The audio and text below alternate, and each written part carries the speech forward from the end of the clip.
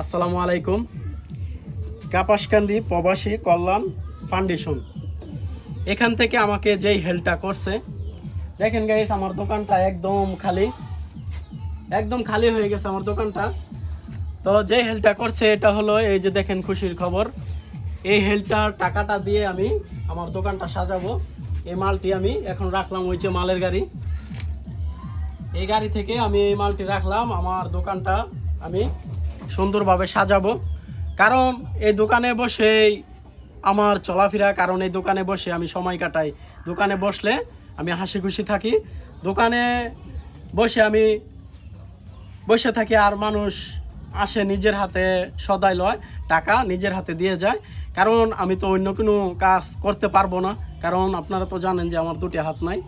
তার জন্য আমি এই দোকান দিয়ে ওই সব কিছু, আর আমি মনে করি যে এই দোকানটাই আমার জন্য পারফেক্ট।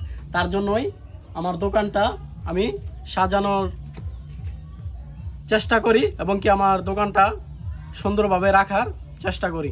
আসসালামু আলাইকুম রহমতুল্লাহি ওয়া বারাকাতুহু।